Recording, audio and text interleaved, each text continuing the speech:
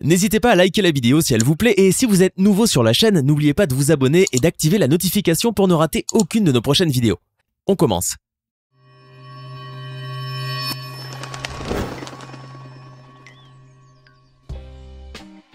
Bonjour et bienvenue à tous. Un phare construit sur une île infestée de serpents, un autre perdu au beau milieu de l'Atlantique Nord ou encore un authentique phare construit sur pilotis, voici donc les 10 phares extrêmes situés dans des endroits dangereux. Allez, on commence. S'il y a bien un phare où vous ne souhaitez pas passer une nuit, c'est bien celui de l'île de Queimada Grande, au large du Brésil. Car vous ne le savez peut-être pas, mais cet endroit est surnommé l'île aux serpents, et croyez-moi, ce titre est loin d'être usurpé. Cet îlot, qui se situe à 35 km au large de la ville de Sao Paulo, est en effet une véritable pépinière à serpents, et pas n'importe lesquels. Il s'agit du Jararaca Iloa, l'une des vipères les plus venimeuses au monde et dont la morsure pourrait tuer un homme adulte en moins d'1 heure. Et l'île de Queimada Grande pullule littéralement de ces dangereux reptiles, à tel point qu'on en trouve au moins un sur chaque mètre carré.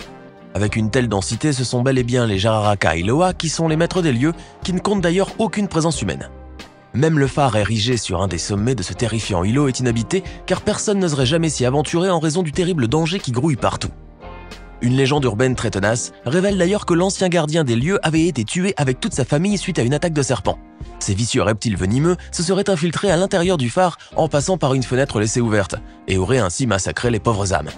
Ne comptez donc sur aucun guide touristique pour vous emmener sur cette île, même si vous rêvez finalement de visiter ce phare isolé. Car même pour tout l'or du monde, vous ne trouverez personne d'assez fou pour affronter une morsure du terrible Jararaca Iloa. Dans la famille des phares bretons isolés en pleine mer, je voudrais le phare d'Armen. Érigé sur un grand rocher perdu en pleine mer, ce gigantesque monument de pierre est sans nul doute l'un des plus célèbres phares au monde. Le phare d'Armen, qui se situe à plus de 10 km à l'ouest de l'île de Seine, au beau milieu de la mer d'Iroise, est en effet l'un des phares les plus isolés de tous les océans. Ce bâtiment construit sur un gros rocher abrupt et totalement accidenté était ainsi impossible à accoster par bateau, ce qui compliquait énormément la tâche de la relève des gardiens du phare. Ces derniers devaient ainsi être suspendus à un fil au-dessus de l'eau houleuse avant d'être tirés vers le phare par un imposant système de poulies. Après ce treuillage plus que périlleux, les pauvres gardiens encore grelottants devaient encore subir les terribles conditions climatiques de l'Atlantique Nord et ses furieuses tempêtes déchaînées. Complètement isolé et à la merci des puissantes vagues, le bâtiment tout entier tremblait sous les coups, comme s'il était sur le point de s'écrouler. Les pauvres gardiens du phare ne pouvaient alors que prier pour que le temps redevienne plus clément, car tant que la tempête faisait rage, ils restaient coincés sur le phare sans aucune possibilité de relève. Les phares des barges est un autre exemple de ces phares typiquement français, qui sont complètement isolés en pleine mer. Situé au large des Sables d'Olonne, cet édifice qui culmine à 24,81 mètres a en effet été construit sur un plateau rocheux immergé à quelques 2 km des côtes. La distance, le séparant de la terre ferme, n'est certes pas très excessive, cependant les conditions météorologiques, très souvent déchaînées, faisaient de ce phare un véritable enfer pour ses gardiens. Car en cas de tempête, ces malheureux pouvaient rester coincés durant de longues semaines sans pouvoir être relevés ou même approvisionnés. Le phare des barges détient d'ailleurs le record de l'isolement le plus long subi par 2 de ses gardiens, qui se sont retrouvés coincés durant 103 jours à cause du mauvais temps. Ces derniers ne pouvaient ainsi ni être relevés, ni même approvisionnés en eau potable et en nourriture, et ce malgré tous les efforts du monde. Heureusement, ces 2 vieux loups de mer endurcis ont pu gérer cette situation désespérée en rationnant leurs repas et leur eau minérale afin de pouvoir tenir jusqu'à l'arrivée du ravitaillement. Alors pour ne plus être confronté à ce genre de situation catastrophique, le phare des barges a été le premier phare de France à être entièrement automatisé dès 1971 grâce à un aérogénérateur électrique. Certains phares isolés ont la réputation d'être des lieux maudits, où les mauvais esprits et d'autres abominables créatures démoniaques jouent de bien mauvais tours aux pauvres gardiens. Le célèbre phare de Tevnek en fait partie, et vous allez voir que certains récits de vieux gardiens sont suffisants pour vous glacer le sang dans vos veines. Érigé sur un petit îlot à la pointe occidentale de la Bretagne, ce phare traîne en effet une sinistre réputation depuis sa construction en 1869. Les gardiens qui se sont succédés sur les lieux faisaient état de cris lugubres et terrifiants entendus la nuit, telles les plaintes des nombreux naufragés qui avaient perdu la vie à proximité de l'îlot. Complètement isolé et à la merci des éléments furibonds, le phare de Tevnek était ainsi un véritable calvaire pour ses occupants qui en plus devaient subir ces inquiétantes lamentations une fois le soleil couché. Bon nombre de gardiens ont donc complètement perdu la raison dans l'exercice de leurs fonctions, et on rapporte même que d'autres y ont tout bonnement laissé leur vie. Aujourd'hui classé comme monument historique, le phare de Tevnek n'en demeure pas moins tout aussi inquiétant et terrible qu'il ne l'était il y a près d'un siècle et demi. Nous continuons notre série des phares complètement isolés en pleine mer avec ce curieux bâtiment qui ressemble plus à une mini-plateforme pétrolière qu'à un véritable phare en bonne et due forme. Il s'agit en fait du phare de Diamond Shoals, qui était situé au large du cap Hatteras dans le comté de Dare en Caroline du Nord. Il fut construit en 1966 sur un des endroits les plus dangereux de la côte atlantique, les Diamond Shoals. Ces bancs de sable sous-marins peu profonds qui s'étendent sur 13 km à partir du cap Hatteras sont en effet en perpétuel mouvement et changent constamment de forme et de profondeur.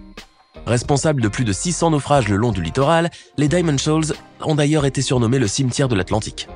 Après de bons et loyaux services, le phare offshore de Diamond Shoals a éteint ses lumières en 2001 de manière définitive. La plateforme est restée inutilisée durant de longues années, servant de refuge aux poissons et autres créatures marines avant d'être finalement démantelée et vendue à un entrepreneur pour un peu plus de 20 000 $. Le phare Les Éclaireurs est un bâtiment de signalisation marine complètement isolé, construit sur l'un des îlots Les Éclaireurs, situé près de la baie d'Ushuaia en Argentine. Entré en service en 1920, ce magnifique phare en briques était censé prévenir les navires du terrible danger de cet archipel rocheux des îlots Les Éclaireurs. Mais malgré sa hauteur de 11 mètres et la portée de son signal lumineux, ce phare n'avait pourtant pas pu éviter le naufrage du SS Monte Cervantes, un bateau allemand qui y coula le 22 janvier 1930. Ce phare, que l'on confond très souvent à tort avec le phare du bout du monde, est aujourd'hui entièrement automatisé et fonctionne grâce à de grands panneaux solaires. Son emblématique tour peinte en rouge et blanc et le panorama grandiose de l'îlot sur lequel il se dresse en font un lieu magique et hors du temps que beaucoup aimeraient visiter. Malheureusement, il n'est pas possible de faire le tour du propriétaire puisque l'îlot est actuellement fermé au public. Mais vous pourrez néanmoins vous consoler en prenant quelques clichés de ce magnifique décor de carte postale, mais sans trop vous approcher du rivage tout de même.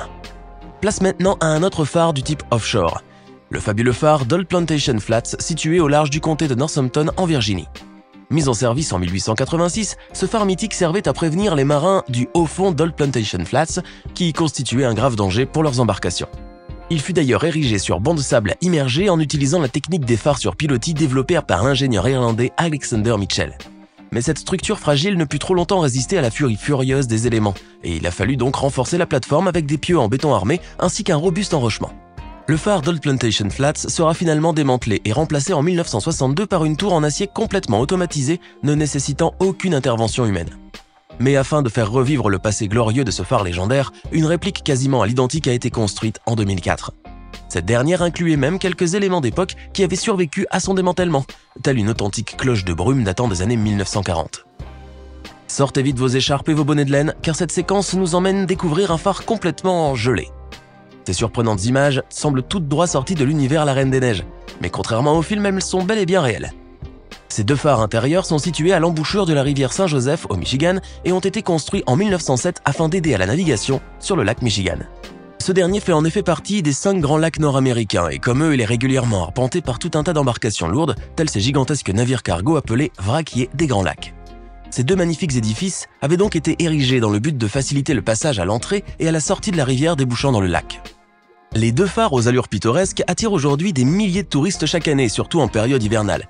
Les visiteurs viennent en effet des 4 coins des États-Unis afin d'admirer le spectacle féerique et captivant de ces phares gelés par les embruns glacés du lac Michigan.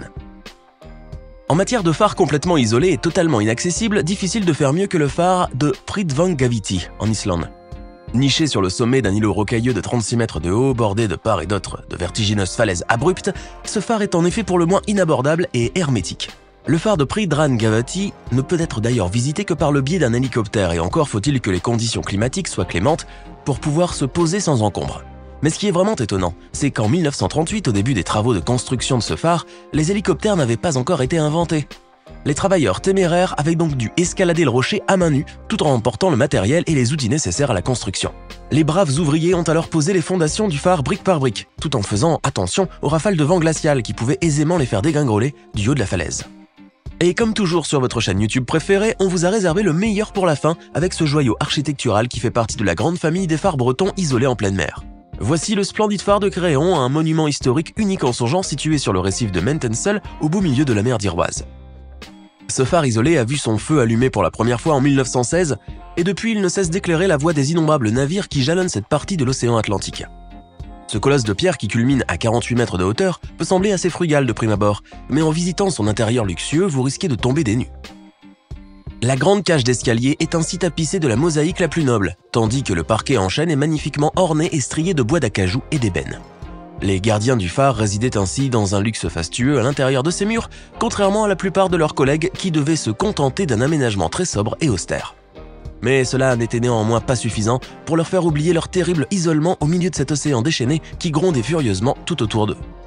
Les tempêtes très fréquentes de l'Atlantique Nord s'abattaient régulièrement sur ces malheureux qui devaient subir les assauts des vagues géantes et des vents violents. Le phare de Kerrehan fut pourtant le dernier phare isolé en pleine mer à être entièrement automatisé, car jusqu'en 2004, c'était encore des valeureux gardiens qui bravaient leur peur afin de surveiller son feu et pouvoir guider les navires loin du danger. Et voilà, c'est tout pour aujourd'hui. Que pensez-vous de ces 10 phares mythiques totalement isolés en pleine mer? Lequel d'entre eux vous a d'ailleurs le plus impressionné? Dites-le nous dans les commentaires et si cette vidéo vous a plu, n'oubliez pas de mettre un like et vous abonner et d'activer les notifications. À bientôt pour de nouvelles découvertes hors du commun.